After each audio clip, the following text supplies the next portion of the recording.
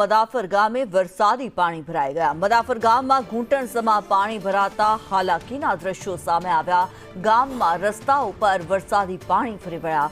નીચાણવાળા વિસ્તારોમાં ઘરોની અંદર પાણી ઘૂસી ગયા। ત્યારે જંબુસર તાલુકાનું મદાફર ગામ હાલ પાણી થઈ ગયું છે। ગામમાં વરસાદી પાણી ભરાયેલા જોવા મળી રહ્યા છે। લોકોના ઘરોની અંદર ઘૂંટણસમાં પાણી ભરાયેલા જોવા મળી રહ્યા છે।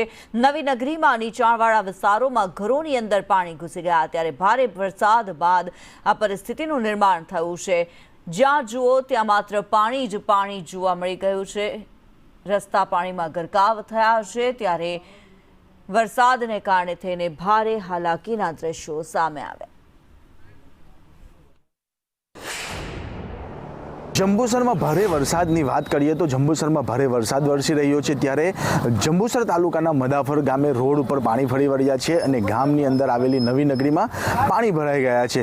ત્યારે બીજી તરફ જંબુસરનું નોબાર ગામ છે તે નોબાર ગામની અંદર તળાવ ઓવરફ્લો થવાના કારણે ગામના નીચાણવાળા વિસ્તારોમાં પાણી ઘૂસી ગયા છે અને ઘૂંટણસમાં અને કમરસમાં જેટલા પાણી અહીંયા આ મદાફર અને નોબાર ગામની અંદર ભરાઈ ગયા છે, જેને લઈને આ વિસ્તારના લોકોમાં ભારે હાલાકી વેઠવાનો વારો આવી રહ્યો છે। રફીક મલેક, સંદેશ ન્યૂઝ, જંબુસર। જંબુસર તાલુકામાં વહેતી ધાધર નદી હાલ 98 પોઈન્ટની આસપાસ એની સપાટીથી વહી રહી છે। ત્યારે વાત કરીએ તો 101 જેટલી સપાટી છે તે તેની ભયજનક સપાટી છે, પરંતુ હાલ આપણે ઊભા છે ગ્રાઉન્ડ ઝીરો રિપોર્ટમાં ધાધર નદીના કિનારે આવેલું મંગળાદ ગામ, જે મંગળાદ ગામની અંદર હાલ ધાધર નદીના પાણી નીચાણવાળા વિસ્તારમાં જ્યારે પેસી ગયા છે। ત્યારે અહીંયાના જે વિસ્તારના લોકો છે, જે નીચાણવાળા વિસ્તારમાં રહેતા હતા, તે લોકોએ સાવચેતીના ભાગરૂપે સલામત સ્થળે હાલ ખસી ગયા છે। પરંતુ જો અહીંયા ધાધર નદીમાં પાણીની સપાટીમાં વધારો થાય તો આ વિસ્તારના કેટલાક ગામો જેવા કે મહાપુરા, કુંઢાર,